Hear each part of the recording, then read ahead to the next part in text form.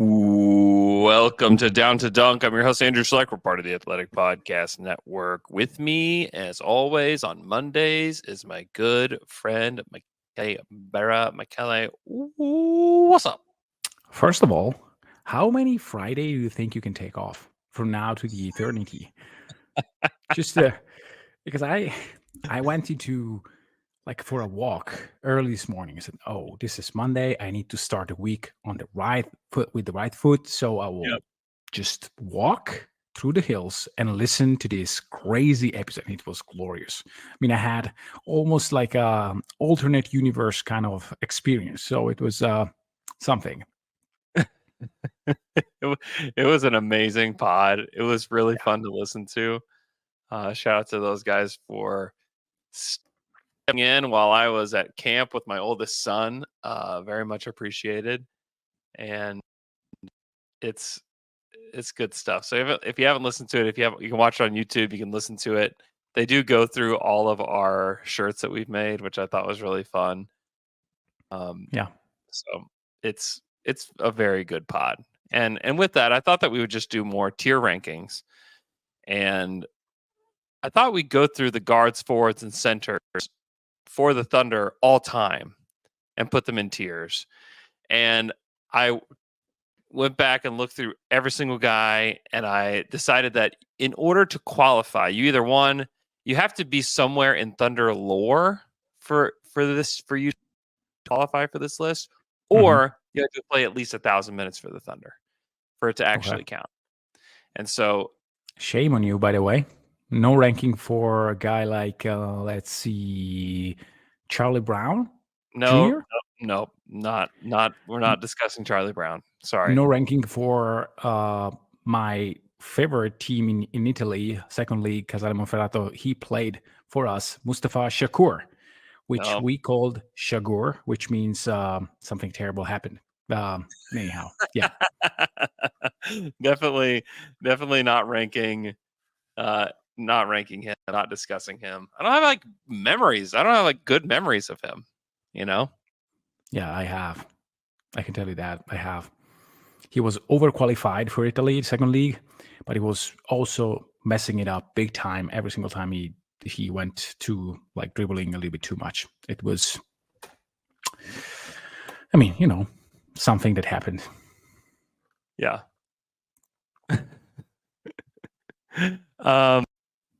Let's see. I'm going to pull this up. Okay, here we go. So we have tier maker here. We're going to go through this. We're going to go through this in order of Thunder teams through the years. So we're going to start in the 08-09 season, and we'll go through. Okay. I'll have to start with the very first starting point guard of the Oklahoma City Thunder, which is who, Michele? Disclaimer, I have no memory before 2012. So whatever question you ask me, it's number based. I had no visual memory, but I have a question for you before we start. Yeah. Can we name the tier? Because I can name the tier. So I really want to name the tiers. Yeah. Yeah, you want to name the tiers? Yeah, we can actually do it right now. Okay. So the S tier is Hall of Famer / superstars in the making. Okay. The A tier? The A tier should be from borderline all-stars to good role players. Okay. B, I call the rotation vets, maybe. That's fair. Yes. Then C, it's well, I have two tiers that are in parallel, basically. Okay. One is the tier, yeah, it's me, not you. Guys that OKC really like let go because they didn't fit, but also guys that were not supposed to end their career like this. So I'm not sure which one to put B for. We'll just call it fit issues. Yeah, fit issues. Yes. And then everyone else. I have the that happened once tier where I can. Let's call them the Y tier. Yeah, Y. I have, I don't know, for example, in the Y tier, there is Norris Cole. Yeah, Norris did not make the cut either. Yeah, I know. Yeah. By the way, Okay. if you hear mosquitoes through the mic, I am trying to kill him, but it's not Hear easy. mosquitoes. Is he loud? Is he that loud? Yeah, but when he flies, I killed it, by the way. When he flies very near to the microphone, I'm afraid he's picking it up. But anyway. Oh, I haven't heard it. I haven't heard it Great. yet. Yeah. Okay. So the very first starting lineup ever for the Thunder was the following: Kevin Durant, Jeff Green, of course, Mm-hmm. two of their second-year forwards. Nick Collison Yep. started at center. Well, I guess he started at forward, which is funny because Nick Collison would not play forward in this NBA ever. Nick Collison started power forward. Johan Petro started at center. And then Earl the Pearl Watson, started at point guard with Russ as the sixth man for at least the time being. So Earl Watson is definitely, for the Thunder, just wasn't a great player. I think that he's probably in the Y category. I don't think we need to spend too much time on Earl Watson. Okay, next up, from the 08-09 Thunder of guards actually played 1,000 minutes. We got to start with Russell Westbrook. I think it's actually like a good place to start. He's obviously, I think he is the best Thunder player of all time. Yeah, he's ranked number 1 on my tier as well. With what he did in OKC, we all obviously know the stories, but drafted 4th overall, was not supposed to be this guy. He out the gate, Westbrook as a rookie was averaging 15, 5, and 5 with over a steal a game. And he was inefficient as all get out. It took him 13 shots to get there. He was 39% from the field, 27% from 3. But still, and he got to the line 5 times a game. 5 times a game. Just from the jump. And it was pretty clear that people just missed on this guy at UCLA and what he could be. And still, though, you even get through his 3rd and 4th year in which he was really, really good. I mean, in his 4th year, he was getting MVP votes. He was 12th in MVP that year. He made the All-NBA second team. He was an All-Star. He even got Defensive Player of the Year votes by year 4. He was an All-Star by year 3, by the way. All-Star by year 3, All-NBA second team that year as well, and 7th and most improved. This guy was out the gate just a very obvious star. But still, I don't think that anybody really had it on their radar for him. He's this great second-tier star next to Kevin Durant. They did great things. They got to the finals in the 11-12 season. And then after Kevin leaves, obviously he stays, he re-signs, but then has this season where I don't think anybody really thought at the beginning of the season, even in the middle of the season, that Russell Westbrook was going to be the MVP. And he was. Yeah. He led the league in scoring that year. He was 31.6 points per game, 10 boards, 10 assists, a steal on 42% from the field, 34% from 3 on 7 attempts per game, 10 attempts from the free throw line per game. It was one of the greatest performances, season performances I've ever seen. He had, obviously, that Denver game was a highlight, but and then obviously things didn't end as we would have hoped after they got Paul George and Melo. But still, I think the longevity that's there, what he did for the city, what he did for this team, he's the Hall of Fame superstar S tier guy, and right now I don't think that you can supplant him amongst any player. By the way, I'm talking Kevin, anybody, SGA, anybody. I don't think nobody has done what he's done for this franchise, for this city so far. He's number 1 overall, period, not just guards for me. Yeah, if we want to, even if we just want to say who's the best guard talent that has appeared on an NBA court with a Thunder jersey, I think that he is even evaluating him in the entire career, I think that he has a pretty decent margin between him and Harden, for example. Harden is loved by the media a little bit more, and he's aging a little bit better. But the best years of Westbrook, I think, were just incredible years. Yeah. And yeah, especially in OKC. Can Shea get there? Yeah, I think so. I really think so. How long it will take, it depends on what Shea does in terms of accolades, because those counts. I mean, the fact that he was on the MVP ballot for 2 seasons in a row, it's a great start. The fact that he is currently on the top 5 in scoring for the past 2 seasons, I guess, it's extremely important. If he wins in OKC, that will bump him high. If he wins as the guy in OKC, that will probably bring him very close to Russ. But Russ had years of being the face of the franchise. And the fact that we had that season, we had the season of despair, the summer of despair, and then we have that season from Russ that basically put Oklahoma City on the map again, just on the sheer of his talent and will alone. Because yes, in some sense, you can think, yes, that team may have won 48 game if Russ had a different way of playing, maybe.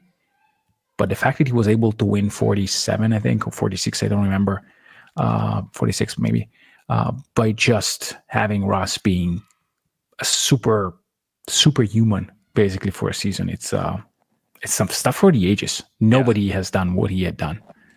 Yeah, not even close. Yeah, they won 47 games that year. I mean, and the thing is, like, people ask me questions like, is this team better than, those Thunder teams back then with like Kevin and Russ? And it's like, here's the deal. They may end up being better. Like, that could happen. But you still got to go do it. They went to the Western Conference Finals 5 times. They went to the NBA Finals once. You have to go and do it. Like, basketball isn't played on paper. Like, you have to go actually do it. I mean, making the Western Conference Finals 5 times, ask the Philadelphia 76ers what it would feel like for them to make the conference finals 5 times in a much worse conference. Like, they haven't done it. They haven't done it once, let alone 5 times with the same group. So you got to go do it. Like, this team has to go do it. You can project a lot of great things for this current Thunder team. And I don't think that it's wrong to do that. But in order for them to pass that other team, they've got to actually go do it. Like, they have to actually have some playoff success. And they started off really well. They've won a playoff series. They're the youngest team ever to win a playoff series. It's easy to kind of project things out from there. Like, I get it. But you still have to go do it. Like, they still need to go make the West Finals next year. They still need to go, in the next few years, get to the finals like that other team did. So it's pretty important that they do that. Okay. The next player that we will evaluate, I don't know if y'all can hear my kids just yelling in the background. It's very distracting to me. Okay. Let's go to, so we have Westbrook, Earl Watson. I thought Sean Livingston was just an interesting one. He probably just goes in. I don't know that I would ask the question why with Sean Livingston. He's in my not supposed to end like this. Yeah, we can put him there where it's like not supposed to end like this. He would have been perfect for them had he just like hung on. Because he became such a great player. He would actually, his game would fit great with the current Thunder group too. Yes. Just because he's so smart and just figured out how to play and was like one of like the staples of that Warriors group. He was really good. And he was the Thunder were the first team to give him a chance post injury to kind of come back. And so shout out to Sean Livingston. Ended up having like a really nice career. Okay, I'm trying to think who else. Okay, so Kyle Weaver was also on this first iteration of the Thunder and played quite a bit for them. I think we probably remember him better than he actually was for them. He averaged 5 points, 2 boards, and almost 2 assists per game. It's not like something crazy. Yeah. He did play 20 minutes per game. in 56 games for them. And he started Glorious years. in 19 games for them.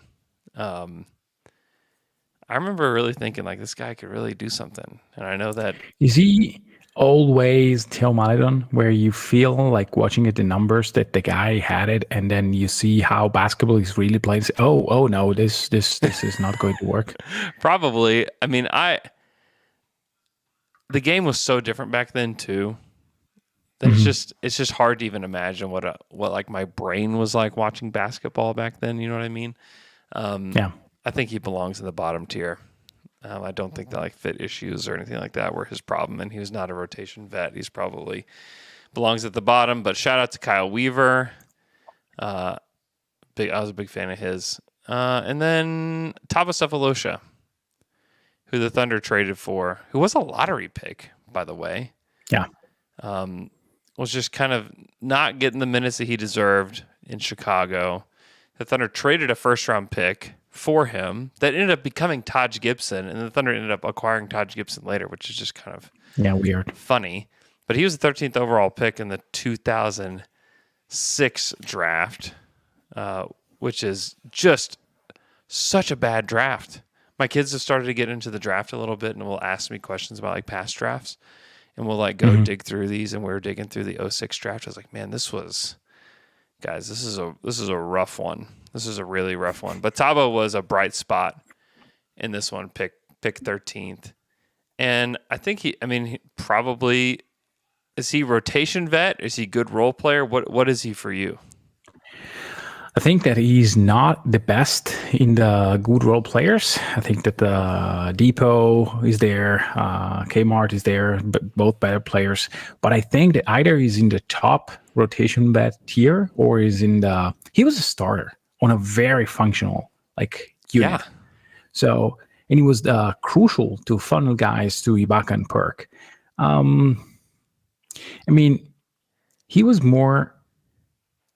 He was better than Andre in terms of being a good shooting guard for a team that, needed defense and stuff like that. Yeah. So I don't know. It's between the second tier and the third tier, I think. Yeah, I think I'd still. God, he was really good for them. And like looking at some of these other faces below, he probably deserves to be in the good role player tier, because you remember him specifically against San Antonio in 2012. Like they don't come close to winning that series without Tabo, with what he did against Tony Parker in the West Finals. So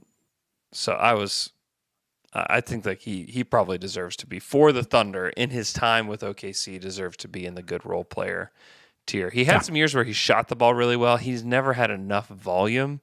In the 12-13 season after the finals run, he shot 41% on 3 attempts per game. That was the most that he had gotten up to, was 3 attempts per game, which at the time was probably people thought was high volume. Guys just weren't taking threes yet. And I was kind of wanted to look at what he did from the corners. He was a career 38% from the corners. Like he probably maximized who he could be in the league, and was really. Yeah, but it was like a 6'7", like multi-tool defender who could really, really play elite defense. Yeah. To me, he is he again not on the top tier of the good role players, because there are other faces, but also not in the same ballpark as guys like. We'll see who ends up in the rotation bets. And we can move guys around as we go. Yeah. So we're not locking in anything. And if I feel this way about Tabo now, but we have gone through very few names in this so far. So let's move on to the 09-10 season. This is the Thunder started to make a little progress here. They won 50 games this season. Yeah. This is crazy. So we think about the jump that they made. The Thunder, it was a more incremental jump for the Thunder. They went from 23 wins to 50 wins, which is insane. Just like doesn't happen. And similar to where the Thunder were the year prior, to make the jump and then to make another jump that they did is pretty crazy. And all of that is because they had Kevin Durant, Russell Westbrook. And when you have those two guys, you're doing pretty good. As far as additions went for this team, the obvious biggest additions that they made in guard wise were James Harden, who they drafted 3rd overall in that draft. Were you following the draft at that point in time? I was starting to follow the draft just as a thing that I did, like watching all the players. And then again, I started to follow Russ and KD, but I didn't have access to films and whatnot. So it was mostly stats and a few games here and there. I watched part of the 2012 finals. And then it was more than in 2013. I started to I was in the US for basically the entire year, and I watched all the 82.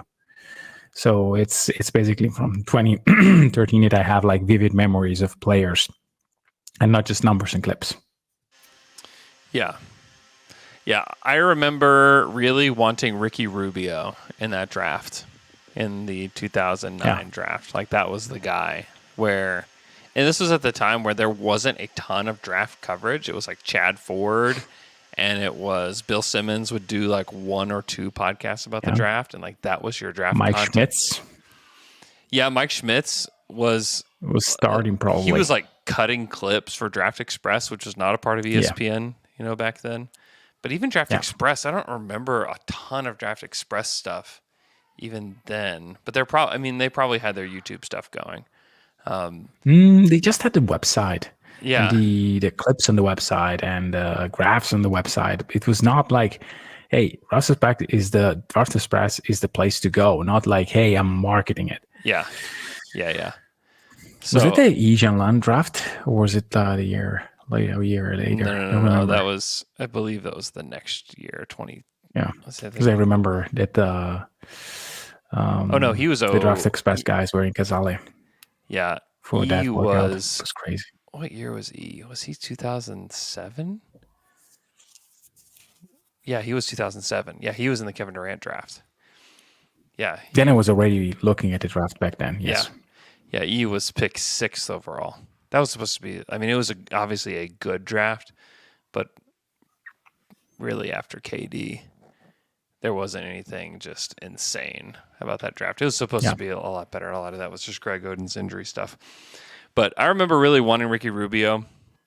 Bill Simmons had like it just beat into our brains that like if you had Ricky Rubio like leading the break and you had Russ and KD on the wings, and I mean he laid it out beautifully. I think everybody was like very on board and excited. And then they take James Harden, which turns out probably the right pick. Probably one other guy that would have been probably better. Steph Curry might have been a little bit better for this team. Yeah. And with just the way that it worked out with his injuries and everything, probably would have worked out for them to keep those 3 together. But obviously that trio made it to the finals together, and so I don't think that you have a lot of regrets there. But James Harden, in his time with OKC, so let's just like look at some of his raw numbers. He obviously was their 6th man. He won 6th man of the year his 3rd year in the 2011-12 season before they traded him. After they traded him, he was on Houston. His first year with Houston, he was 3rd team All-NBA, 8th in MVP voting, and 7th in Most Improved Player voting. So there's obviously something there. His rookie season, I remember people just like being a little bit underwhelmed with him.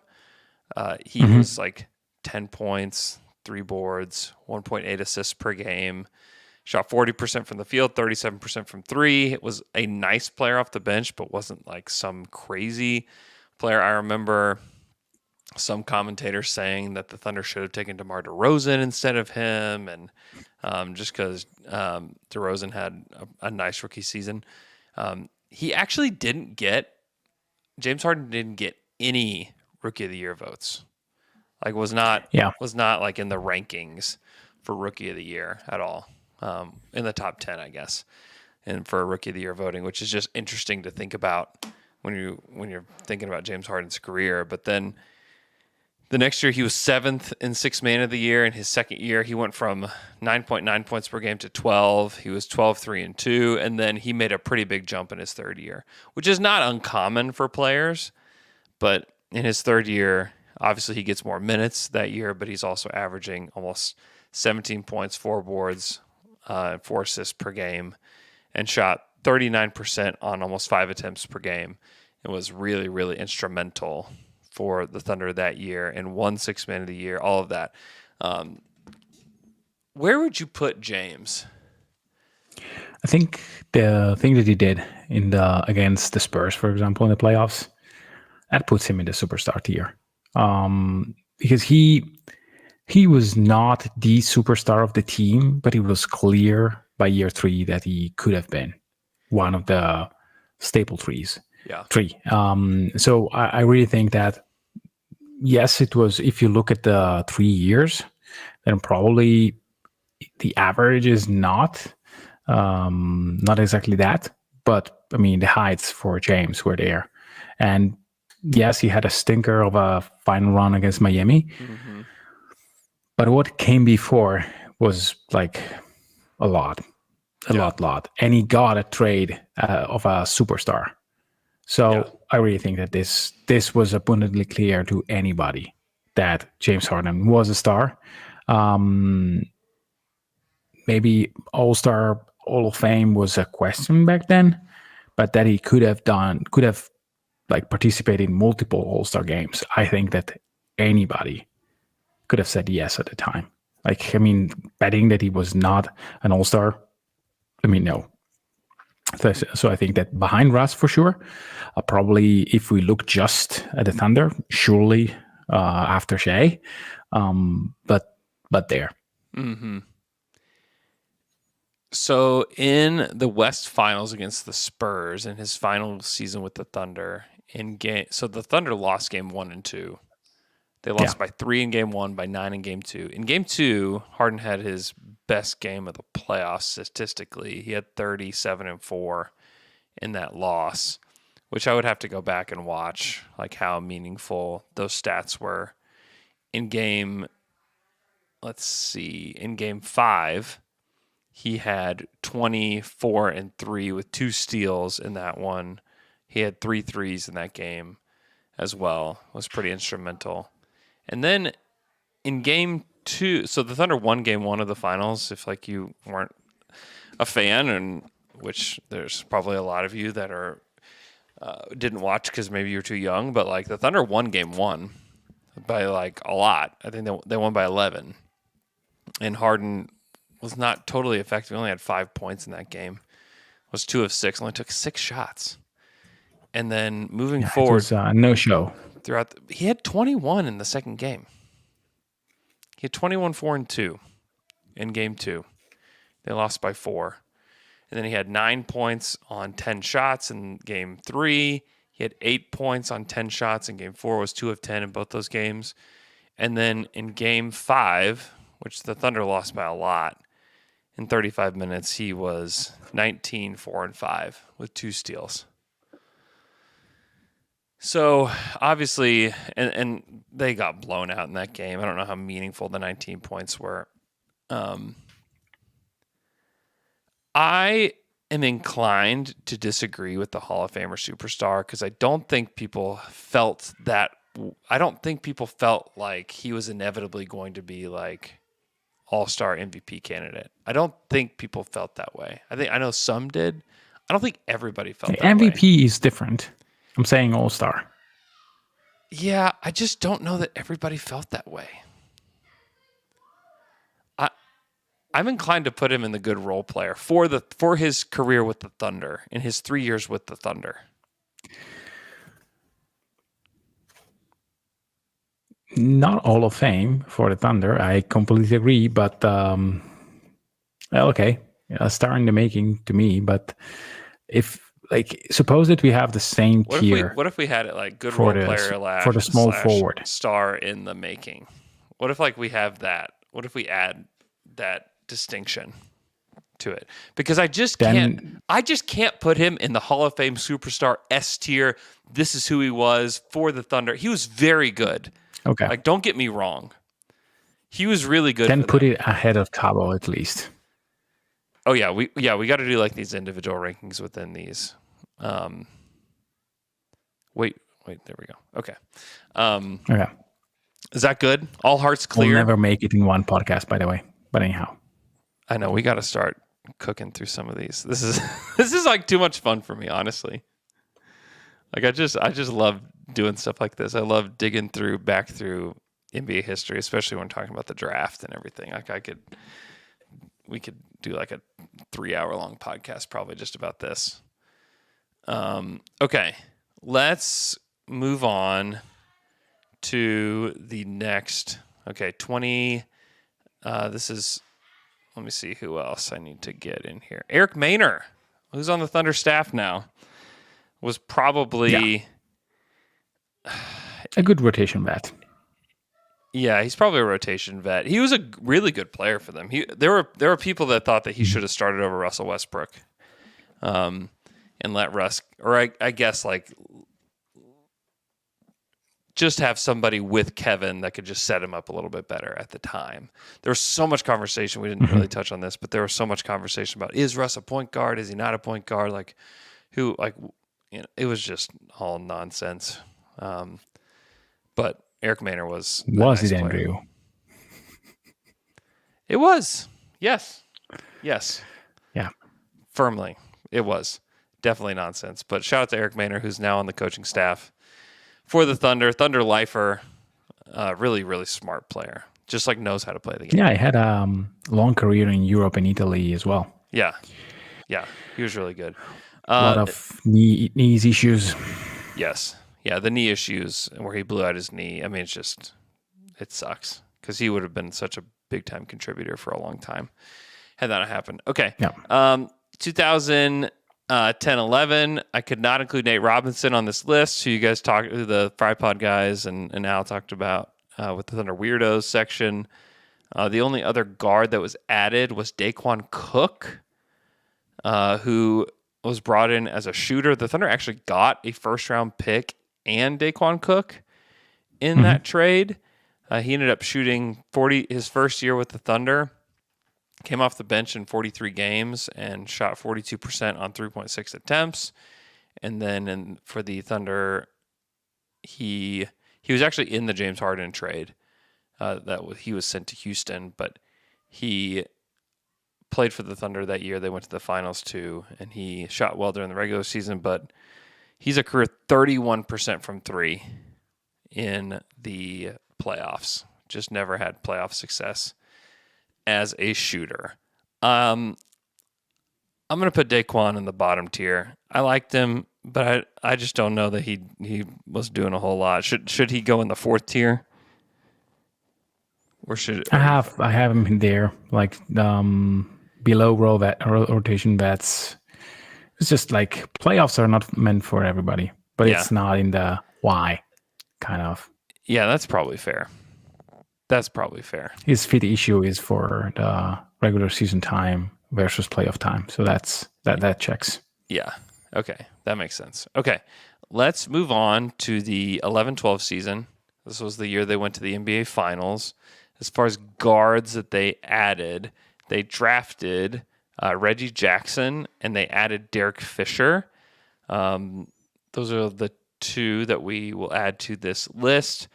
Reggie Jackson, who they gave a promise to, whose nickname is Big Government, by the way. Big Government had a draft promise by the Thunder. Didn't play a whole lot in his first year. He played 45 games, was coming off the bench 11 minutes per game.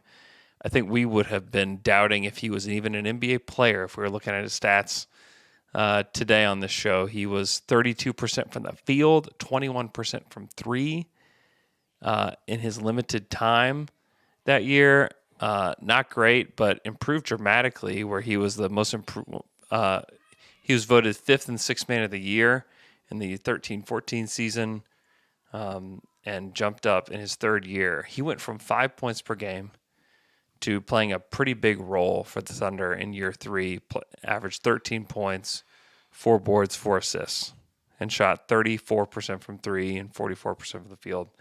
Made a giant leap from year 2 to 3, and a lot of that was like he was given a lot of leash in that year. So Reggie Jackson, who also was a menace to the Thunder in some ways toward the end, who was writing SPG on his shoes, which means starting point guard, thought that he should have been the starting point guard over Russell Westbrook, which was just insane. Then got traded to the Detroit Pistons. Tweeted that he was Do you remember the crying tears of joy. Yes. And then also, the first game he started for Detroit, you know what happened? He threw up. Yes. Okay? Yes. So, tears of joy for him throwing up on the bench. Reggie Jackson, when he was with OKC, he was probably here in the good role player. Oh, that's high. Really? He was good for them. He helped them win playoff games. There is a distant margin between him and Tabo. And him and Harden is even wider. I know that he had success in OKC. And he had one playoff series where, just like Harden, was crucial for them to winning against Memphis. Yeah, he was. But it was one season. And then nothing. In the last season to me was a negative. So that counts. So you're going to knock him the fact that in the season where you would put him here. Yeah, absolutely. For that season, yes. I mean, he was a good role player. It was not a star in the making. And I think that he was rotation vet for him is not good, but I mean, he can either be the last name that we have on the good role player or one of the first in the middle tier, because again, that year to me, the last one really counts. Mm-hmm. Had he played well for 4 months, saying, okay, hey, you are not the SPG, just play your butt off and we will trade you wherever you have a starting unit. Just hold your value, because right now you have a crazy value. We have a lot of uncertainty, so we would like for you to have a great role. And if it doesn't work by February, you're gone. Promise. Instead, he went child mode, and OKC didn't gain near the right value for him. Yeah. And it's his fault. So I want to knock him down for that. I think that's fair. I think it's totally fair. He played injured and dunked in practice or stuff like that. Yeah, in front of the media. So that everybody could see. Yeah.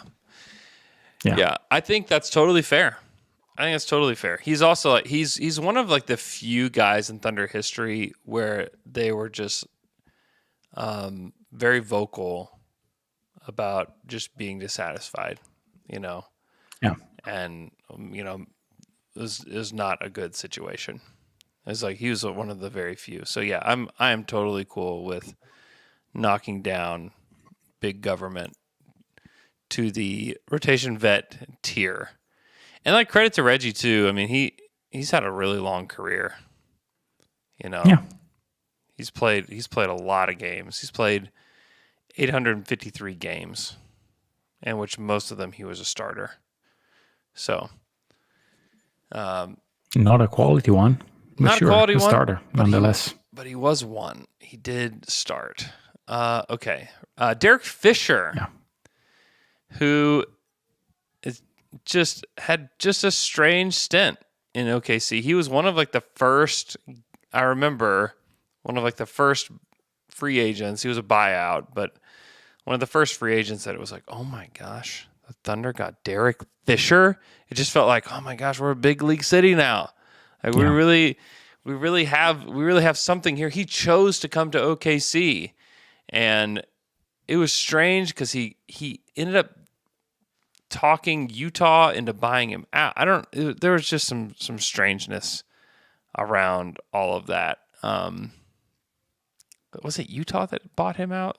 because the Lakers ended up trading him and then reacquiring him for that final run that they had, and then I Yeah. believe it was Utah that traded him, but he had played for Utah previously for one season. I don't know. There's all very confusing. But he ended up getting bought out and then signed with Oklahoma City and played the final 20 games with the Thunder, and then played big rotation minutes for them in the playoffs. Let me see. Yeah. He played off the bench, and he was number 37 for the Thunder because he was 37 years old too, by the way, which is great. Thanks for letting us know. He played 22 minutes per game in the playoffs for the Thunder.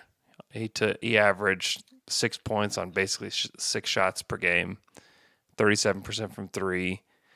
Had some pretty decent minutes for them. Was on the team that went to the finals, and they brought him back the next 2 years as well. So, Derek Fisher. I would say between Reggie and Maynard. That's probably fair. I think that's fair. He was definitely a rotation vet. He definitely helped them a lot. They needed help at the guard position for sure. They were not equipped to go into the playoffs with what they had at the guard position in 2011-12, and he helped shore that up. Because Reggie wasn't ready to play. Royal Ivy wasn't going to play. Obviously, Daquan Cook was not good in the playoffs. He shot it a lot better than Daquan did in the playoffs. So they definitely needed him in that season. 12-13. Let's take a look at the additions that they made. It's a season with a lot of guards. Yeah, so I included Jeremy Lamb in this one because he's more of a shooting guard. Kevin Martin was obviously like the big name player in the James Harden trade. They ended up obviously getting also the top, I think it was the top 6 or 7 protected pick that was due to the Rockets from the Raptors, and it ended up being the 12th pick and being Steven Adams, which worked out fine. Still not exactly the trade you'd say it's like one of the few trades that I don't think the Thunder won for sure. But Kevin Martin was really good for the Thunder. He played one season in OKC and was part of one of the best they were the best team. They had a +10 net rating.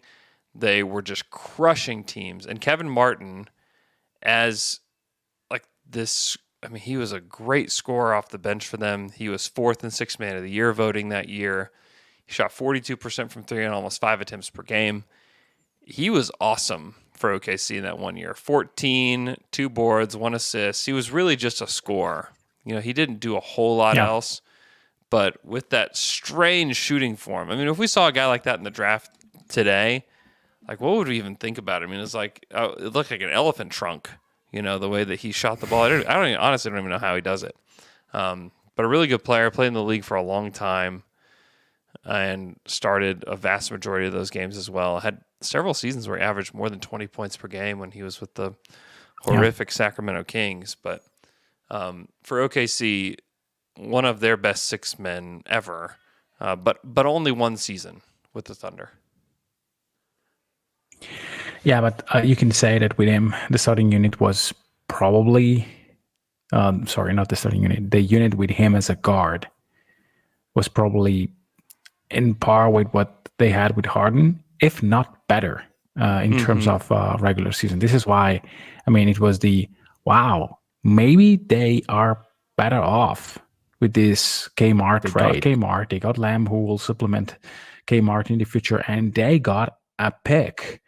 And they are great. So Kmart goes into the second tier for me, where I think ahead of Tabo for sure. Not sure if you want to put him ahead of Harden. I think that Harden has a little bit more as a Thunder guy compared to the single season that Kmart had. But the heights of that season to me are putting him in one of the best guy in that category. Mm-hmm. Yeah. He was great. Had Russ obviously not gotten hurt, he would have been, I mean, I think they would have won the title. Like, I honestly Yeah. believe they would have won the title that year. They So were that much better than anybody else. they really were. That was the year of all years with this like Kevin Durant, Russell Westbrook core. That was the year, and Kevin Martin was a big part of it. They didn't bring him back. He went and signed with the Minnesota Timberwolves the next year. That was a move that I never got. Yeah. They could have. They made other moves that season, I think, the following season, that were perplexing to me. Like, hey, Kmart has been good. Yeah. I mean, either he didn't want to be here, which, may happen. But I don't know. I didn't read or hear any report that he was not happy in OKC. But you never know. I mean, the price was not that high. It was just above the mid-level exception. Like, sure, sign him up. Mm-hmm. Yeah. I mean, and also they didn't use really the TPE. I think that they used part of it, but for a very non-crucial move later on. Mm-hmm. Yeah. It was a little perplexing for sure. And Kevin like left the team and said that like his experience in Oklahoma City was one of his greatest experiences as an NBA player. Yeah. So it's not like he left and was upset or anything like that. Yeah. It was just the injuries though. Like maybe if they win the title, he sticks around and they try to run it back, but who knows? Okay, Jeremy Lamb, who just had just such a strange stint with the Thunder. That's why he was in the weirdo draft. There's no doubt. Played 3 seasons in Oklahoma City. His second year, he averaged 8 points. I mean, do you remember him averaging 8 points per game, 20 minutes per night? I just don't remember him playing as big of a role as he did, I guess. Was it the everybody is injured but me kind of season? Yeah, I guess it was. It was in the Plagues of Egypt season. Yeah, I guess maybe he should have done more than that in that season. Somebody has to score the points, but not apparently Perry Jones and or Jeremy Lamb. It's true. Somebody's got to score the points. Is in between why and fit issues. I mean, the fact that he was sleepy was a fit issue. Yeah. What if he's number 1 in our Y column? Oh, there are like plenty of players that will aim to that spot. But yeah. I don't know. I tend to, I don't know. Maybe I'll put him up here. Yeah. He did average almost 10 points per game in one season. Yeah. He had some fit issues. Yeah, he was sleepy and confused. I got confused all the time. I literally get confused every time I'm driving. Yeah, he's just a strange guy. Shout out to Jeremy Lamb though. Yeah. Had a nice career. Yeah, sure. Yes. Played 10 years in the league. I think that I mean, if you have a guy like Russ who sets an example that is not attainable to humans. I have a weird echo. I can hear everything I say, which is kind of disturbing. I hope it is not ruining the pod. But anyhow, if you have like a guy like Russ who sets like an example that is not for everybody, then you may like not fit there. Yeah, that makes sense. Shout out to Jeremy Lamb. Okay, let's go to the next year. I'm trying to fix my audio issues. People are saying in the chat that I have audio issues, that I'm not hearing them in my own mix. So I don't know. Yeah, you're kind of choppy to me. So still maybe Am I still choppy? No, right now, no. You're good now. Okay, good. Okay, let's go to the next season, the 13-14 season, which was, let's see, the Thunder went 59-14 in the 13-14 season. As far as guards that they added Andre Robertson in the draft, and Andre had a really nice career with the Thunder.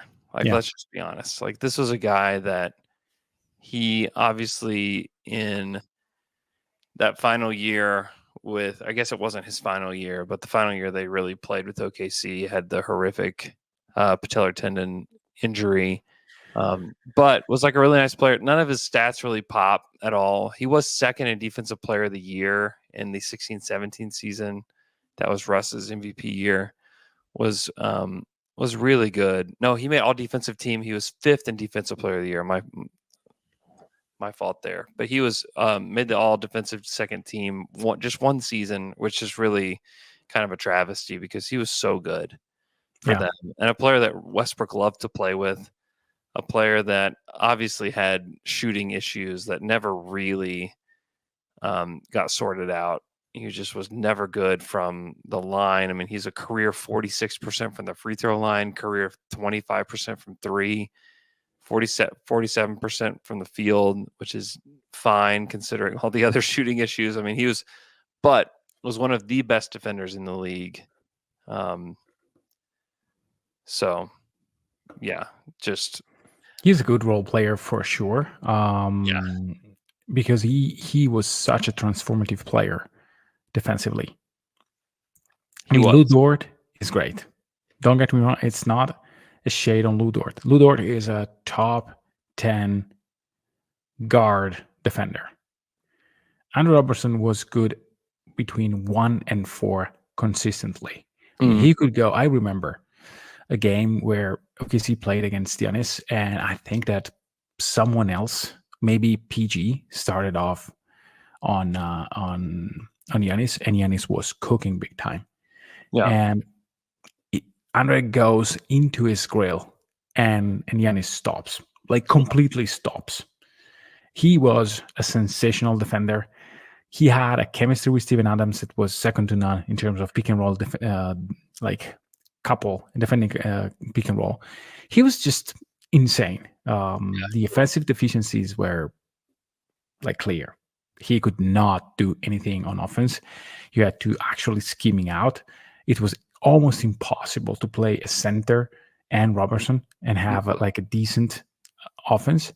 But I do remember those minutes against Golden State when finally they decided to play him as a sort of a role man on offense with KD, Ibaka, Russ, and sometimes Dion Waiters. I mean, so not the greatest guard, and that thing was working.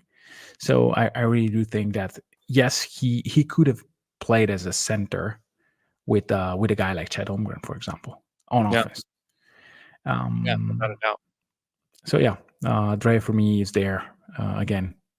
The defense was just something that nobody on this current roster is equal in terms of wing defender to what Dre was. Yeah. And to me, it's not particularly close. Every player, though, is much better on offense than what the Dre was. So I'm not sure if I have to choose on every tier below him. No, yes, but if you think about like the starting guards that OKC can have now, Lou, Caruso, even Kaysen. No, yeah. But the package to me is better, even from Lou. I mean, Lou is a real offensive player. Caruso is a real offensive player. So maybe in the overall evaluation, they are better than Dre, but Dre's defense is unmatched. He's even better than Tabo. I think that Tabo could be the last in this group, right as of now. But Tabo had an actual role on offense. Yeah, I know, but he was like vanilla defensively compared to many guys that will rank over him. Yeah, he was. Yeah, Dre was like in an era where like being a 3-and-D player was like ideal, is what you wanted. Like I don't think Dre plays in the league today. Is he that much different than? Yes, he's that much different than a guy like Derrick Jones. But maybe he grows into a different player. He would have to figure out how to play offensively, and he'd have to be on a very specific team. Yeah. Derrick Jones will shoot the ball when it hits his hands in the corner. Yes, and he shots it at 34%, not 25%. Yeah. I mean, Dre in the playoffs for his career, 26% from the free throw line. Yeah, that is the bummer. The free throws are the bummer. But defensively, I mean, wow, that guy. In the playoffs against the Rockets, they played 5 games, and they put him at the line over and over again. They were intentionally fouling him during that series. Shot 4 free throws per game in that series, and it's not because he was trying to get to the line. He shot Was it in 2017? Yeah. Yeah. 17 playoffs. He shot 14% from the free throw Yeah. line in that series.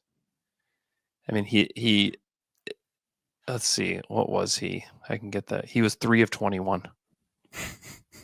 3 of 21 in the playoffs against the Rockets. Yeah. And part of the reason why they lost, and it was like tough because you had to play him. He was like one of your guys. He was like one of the best players on that team. And right now, it's even hard to just be like a 3-and-D player in the NBA. Yeah. Like you have to do more to make it. Yeah, and the passing chops were not really there. And like, yeah, he just doesn't have a lot. So I just wonder if like he just makes it, period. But obviously in the era that he was in was a really, really nice player for the Thunder. Okay. In the 13-14 season, the Thunder of guards that they added, there's no guards added. Let's go to the 14-15 season and see who they added that year. This is when they added a couple guys. One, Anthony Morrow, signed with the Thunder as a free agent. Rotation vet. We're all very excited. He could shoot the ball. He could keep his arms up in the air while he was shooting the ball. It was great. He is a rotation veteran, probably in that spot, I would say. Was not a playoff player. And then they added one of the greatest Thunder players of all time, Dion Waiters, was also traded for in this also season. In that year.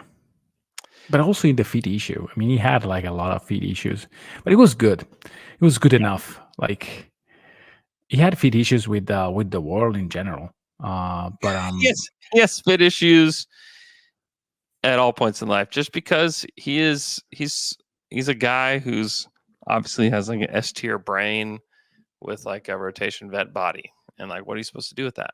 I don't know. Yeah. I don't know what you're supposed to do with that.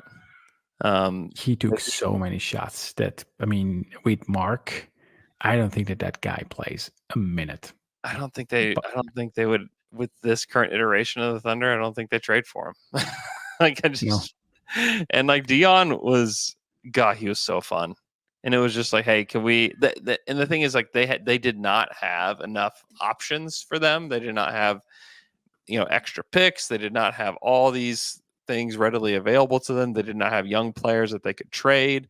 They just didn't have a whole lot. And Dion was somebody that was obviously on their list, and he had some nice moments for OKC. He obviously had his like best years with Miami.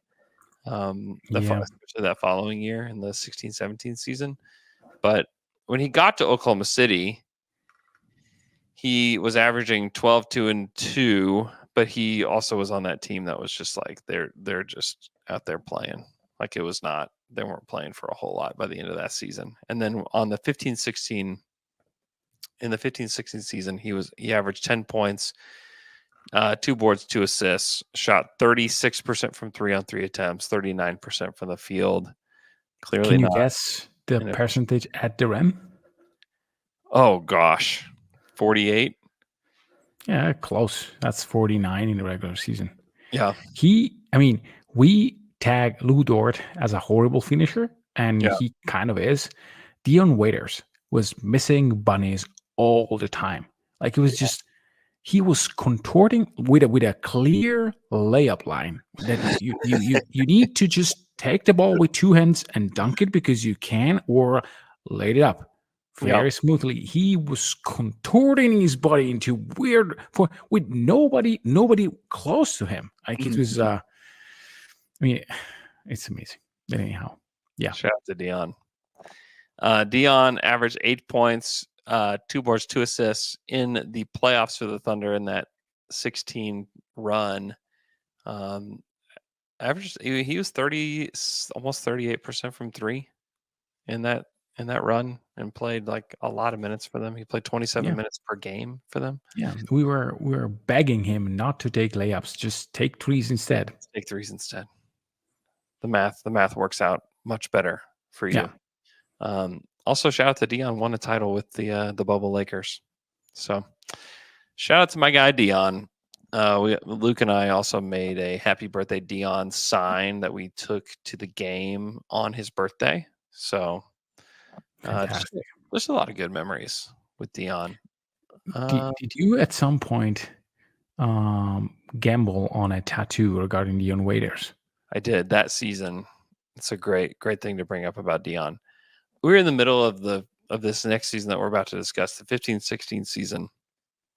We were doing a podcast. We were actually at Jay's house recording the show. I remember it, and we were just talking about I just didn't think the Thunder had any chance of going to the finals. Didn't have any chance of winning the title this year. We were talking about it, and it was like, yes, the Thunder win the title, I will get a tattoo of Dion Waiters on my butt. I'll do it. I'll just do it. And I mostly said that because I didn't think there was a chance. I thought they would go out in round 2. I thought that it was just not happening for them. The Spurs and the Warriors were just so much better Yeah. than the regular season. Just so much better. Scary moment in that game 6 for you, Andrew.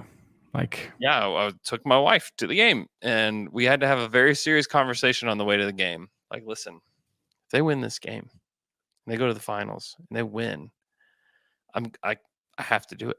I just have to do it. I'm just forever gonna have a tattoo of Dion Waiters on my butt. It's sad that I don't have that. Sad. yeah. It's truly sad. Okay. Let's go to the 15-16 season, which was a horrific and glorious season, all wrapped up in one. The Thunder drafted Cameron Payne, 14th overall. Issues. Yeah, there were definitely fit issues. I think like that is a fair place to put Cam.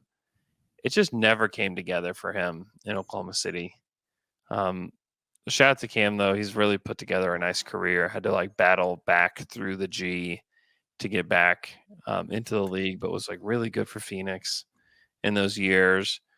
And is now playing for the Knicks. Feel good. Did he stop talking in third person after OKC traded him to Chicago? Yeah. Yeah, I think that was a good starting point to make a change. It was. Yeah, it was time. I mean, he played just 2 seasons for Oklahoma City and was just like 5 points, 1 board, 1 assist. Like there's just not a lot going on with Cam. He had a few moments in the playoffs. Terrible and some okay. Yeah, it just did not work out. That draft was also really the 15 draft was really strange. You know, there were 3 Kentucky players chosen before Devin Booker in that draft. Yeah, I cried. I literally cried when Book went 13th. He was there. He was the perfect guy. I had a lot of I was doing an Italian pod at the time, and I literally started crying on the pod, almost cried. And they say, "Wow!" I mean, it's just a Kentucky. No, that might be one of the best shooter / scorer that this draft will have. Yep. And yeah, they tagged me as a stupid guy, but it turns out that with Devin, I saw it right. And to me, the moment that I fell in love with Book was, I don't remember. I think that they were playing Missouri, and he got the ball from, I think, not Cat. What's the name of the other center from Kentucky? Oh, you're talking about Trey Lyles? No, Lyles. The guy. Cauley Stein. He got the ball from him, and he had in his back. Turned. Like he was looking to its own basket. Mm-hmm. He gets the ball and in a one motion sets his feet and bombs. Yeah. Pure bucket. I said, that is something that is wrong. That should not happen. Nobody should have that coordination to do that. Mm-hmm. And I just said, okay, he's just underused, ill-used by Coach Calipari, and it's going to be glorious. Yeah. And it was lucky. I mean, nobody cared, but anyhow. Yeah. Yeah, campaign. Shout out to campaign. Okay. So campaign, yeah, that's probably the only one that we added. Because DJ Augustine is next year. Oh, Raymond DJ Felton. Augustine. Yeah, DJ Augustine, we can throw in here. He's just a fine backup point guard, Yeah. probably in the fit issues as well. Yeah, a little bit higher, maybe on the hierarchy. He was not bad. Yeah, he might be one of the best. He actually had some good minutes. He's one of those guys you just forget about, though. Yeah. Like you just totally forget that DJ Augustine like played a pretty big role for the Thunder. Um, it's just strange. 16-17 season, there's a pretty big influx of players that came to Oklahoma City. Most notable, Samaj was the backup point guard for the Thunder. He will go to the back of the bus on the Y. Just was probably the worst player in the NBA that year. Played a ton of minutes for the Thunder. Yeah. I believe was part of the reason that Russell Westbrook got the MVP is because he helped his plus minus just like soar. Why do you say probably? To the top. That was by design. I think so. I don't disagree. I think it was absolutely by design. Nobody could have watched Kristen playing like 2 halves of basketball and say, huh, there might be an NBA player down there. No, how? Like, how? I thought it one time, and I thought it was in a preseason game. That was it. Okay. And then that was you trying to convince yourself because Presti made that move.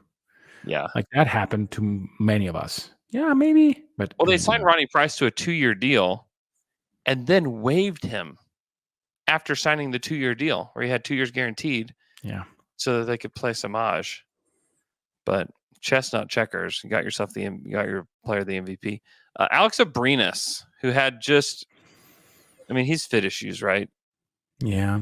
So sad. But yes. Should have been way better for OKC. A 6'6", lights out shooter that also knows how to move the ball. Yeah. It just never really worked. But the dude could just flat out shoot the rock.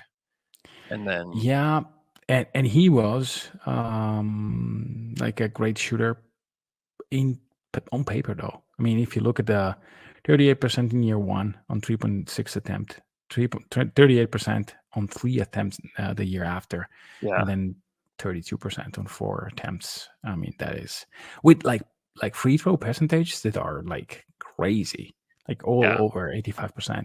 Automatic. Yeah, it was just automatic. And then Victor Oladipo was also on this team. I mean, Depot in OKC was probably one of the things that for Billy that I will never, ever, ever, ever understand. Like, just give him the damn ball. Yeah, there.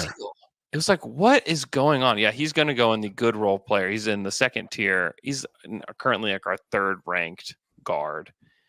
He was a good player. And they didn't give him the backup minutes or like handle the secondary ball handling with Russ off the court until the playoffs. That was what was maddening about the Samaje stuff, is that Samaje was like the backup point guard all year. Yeah. And you had Victor Oladipo just waiting there, who was just saying like, no, you're going to be the shooting guard and you're going to play shooting guard. And then when it came down to it, when it's like, okay, now we got to win. We're losing these games. We're getting our butts kicked with Russ off the court, which they were all season. Let's try that now. Let's try it now. That was like one of the most head scratching things about the Billy Donovan era was the Victor Oladipo stuff. He could have been legit good for OKC. And should have been. And also, like, you also take into account, like, Kevin being just making the most idiotic move ever to Golden State. Like, what that team could have been with Russ, Kevin, Oladipo. He had Sabonis on that team. Give Sabonis like 2 years and you have a real dual center. Yeah, you still had Steven Adams. You were going to have Al Horford. I mean, it was going to be the best team in the NBA. And you had like this developing young player in Victor Oladipo that was going to be like your sixth man, and like give him a year with Russ and KD, have him like learn how to be a star, then come back the next year in like the 17-18 season, and like that's your team, and you have Vic coming off the bench who have just been. I mean, that's when he became like an all-star level player. Yeah. For Yeah. Indiana, and he could have done that in OKC, but nice player, good singer, Mr. Feathery, all that. Then things changed dramatically in the 17-18 season. That's when they trade for Paul George, Oladipo, and Sabonis go out. Raymond Felton signs as a free agent. The Thick Daddy himself is probably, what do you think? I mean, if we're calling Dion and Anthony Morrow rotation Yeah. vets, he's a rotation Sure. There. here. In between, yes. Yeah, in between Morrow and Dion is Yeah, that's probably where he perfect. belongs. He was fine. He was a fine backup for them. Yeah. You know, he was a fine, He had fine. moments. Yeah, he had moments. The Thunder drafted Terrence Ferguson 21st overall. Fit issues. Fit issues. We were not happy. We actually had, it was one of our first draft parties, I think, that we had at Anthem Brewing Company. And we had Chicken Express as a sponsor at the time. And shout out to Chisholm. We got so much free Chicken Express. We had it at the brewery. They picked Terrence Ferguson, and we all collectively boo this selection. Yeah. Which, you know what? We were right. 2017 draft, the guys that were selected after Terrence Ferguson, here they are. It's a pretty crazy list when you think about it. 22 Jared Allen, 23 OG Anunoby, Yeah, OG, I remember that. 27 Kyle Kuzma, 29 Derek White, 30. Which was Josh, our guy. Derek White was our guy. And you can go back. There's evidence of this. Derek White was our guy. Derek White, 29th. Josh Hart, 30th. Mm-hmm. There's so many Kuzma and Hart, I remember discussing them maybe because they were not good shooters, but Derek White was a guy who was a late bloomer. He had the JUCO stuff, I think, or something like that. He went to Colorado, and he was like a do-it-all guard with shooting potential, which he never developed into a great shooter. Yeah, but he was like just a good player, to place around Russell Westbrook in a secondary role. That would have been perfect. Upside, not so much, because Ferg, like the actualized version of Ferg, is a super athlete with crazy shooting potential. And I remember that game against Golden State where he shadowed Curry for one game and said, he's starting to get it. And he never got it again. Yeah, it's true. It's not great. Okay. So anybody else? Oops, I'm on the draft page. So Terrence Ferguson was added to that team. Anybody else? Corey Brewer was signed later in the year. This was after Andre Robertson went down with his injury. Corey, who in his Basketball Reference picture is wearing a polo shirt, which is great. Yeah, he's a Y guy. He was so bad. He had some good games, but he was not one of the, he's probably maybe right here. Yeah.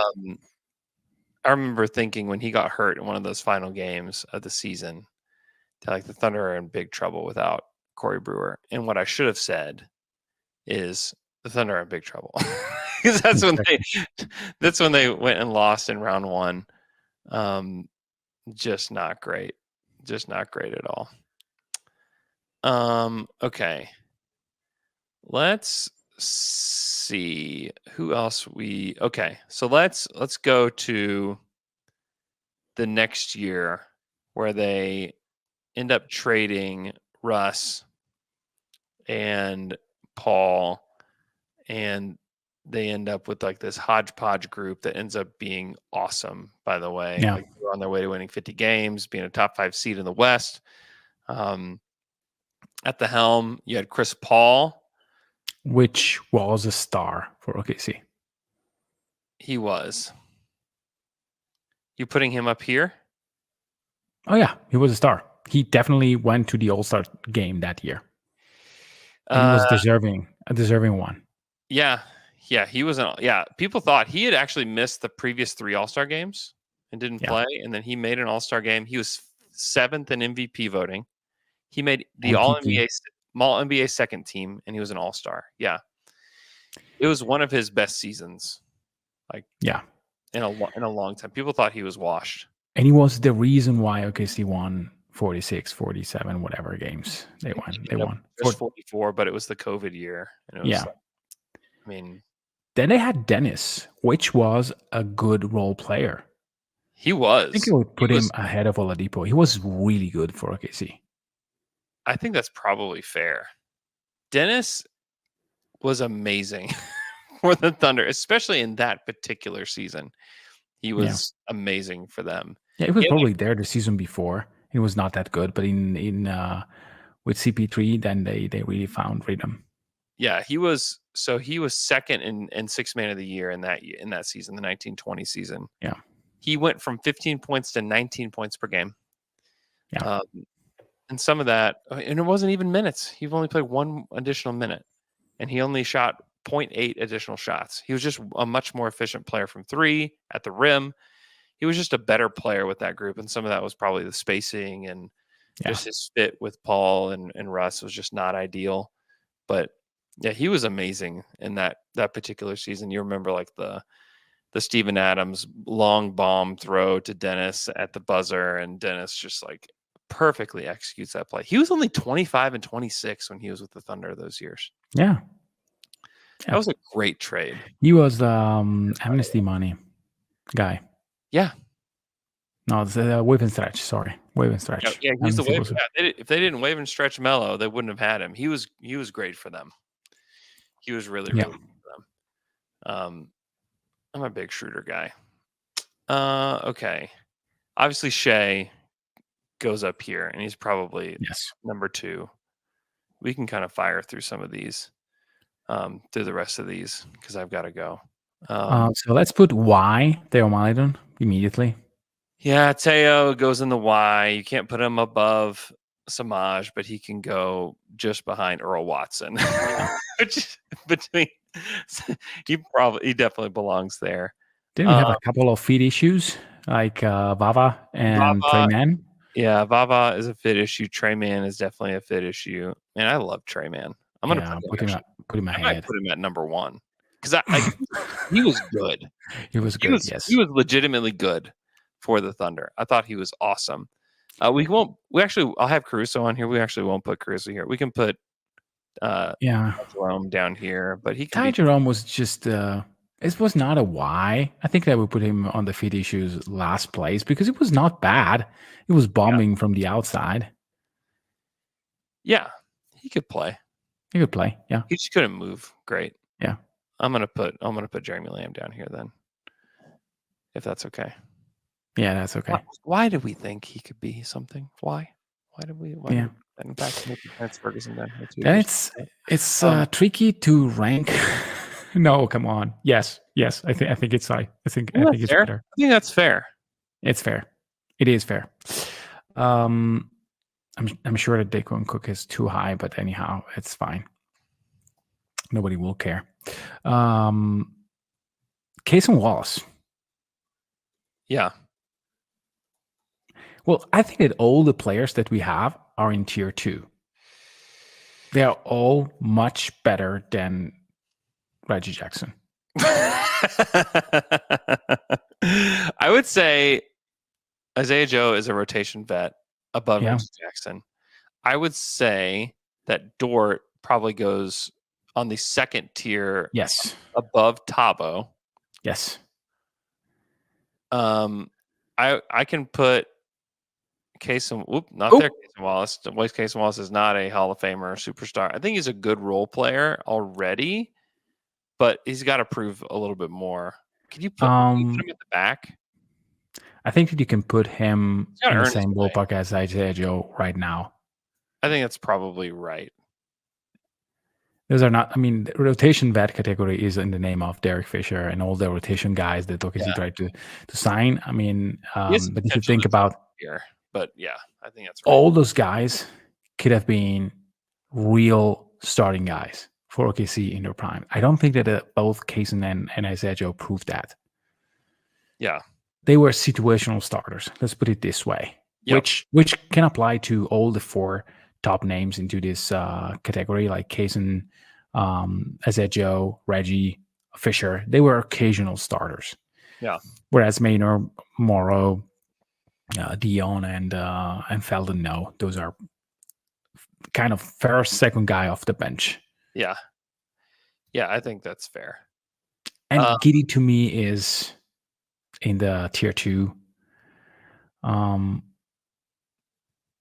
He did not function with the best roster, but he is a guy who will start for a long time in the league and will be. Yeah, I mean, I think that, I don't know, Thabo is very high.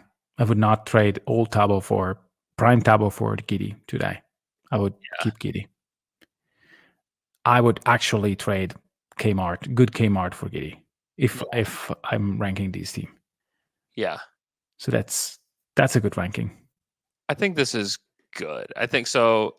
Just to finish up, we have Westbrook, SGA, Chris Paul, which we didn't really give SGA his glory here, but maybe on the Fry He's our Pod. guy. He's our guy. I mean, everybody know how much we love him. Maybe on the Fry Pod. Transformed. Yeah.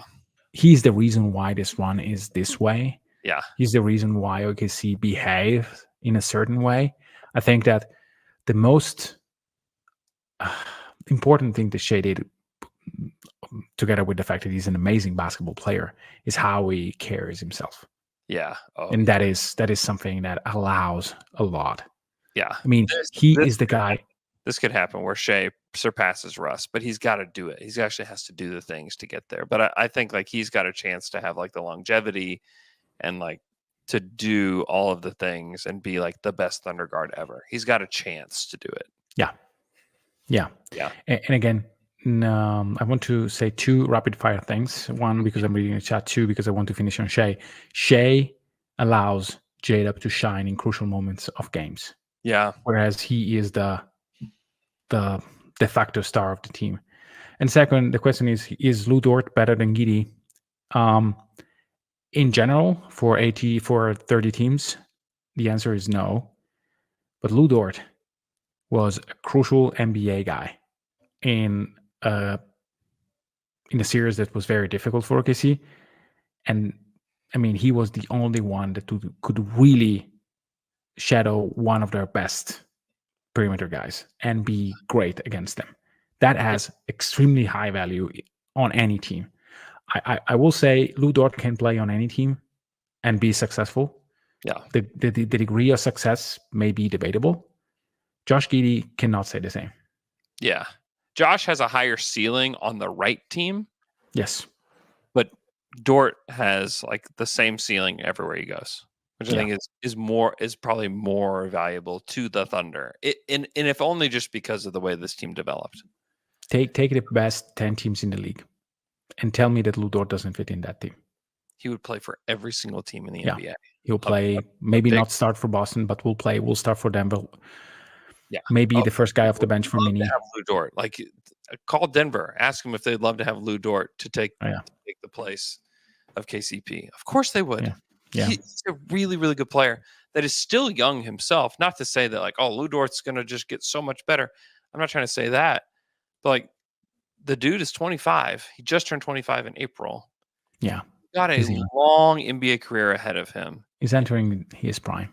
So yeah, he's going to be a very, very good NBA player for a long time. And you just got to see him for the first time, or I guess really not for the first time in the playoffs, but for the first time with this iteration in the playoffs. And as he is more than just a rookie in the playoffs, and he was awesome in the playoffs his rookie season, but then he was incredible. He was probably the third most valuable player on the team in the playoffs. Yeah. And, now you get to add Caruso. Kaysen Wallace has another year under his belt. It's amazing. I'm not going to rank Alex Caruso yet. I don't know why I put him on this list, but ideally he is in the good role player ahead. Probably, I think he's going to end up probably near the Lou Dort level if everything goes right. Yeah, but I can't put him in here yet. Oops, not there either. Oops. Oh, get off of there. He's asking why I'm not ranked. Why am I not ranked? We can just put him here just for fun. Yeah. Yeah, I think this is a good list. I'm going to put it out there on Twitter. Let us know what you think. Let us know in the comments what you think about our tier list of these Thunder guards. A lot of Thunder guards. Let us know what you think about the tier list. Let us know on Twitter. Let us know in the comments on YouTube. Like this video if you're watching live. Hope everybody's doing great, and we will talk to you guys again on Wednesday.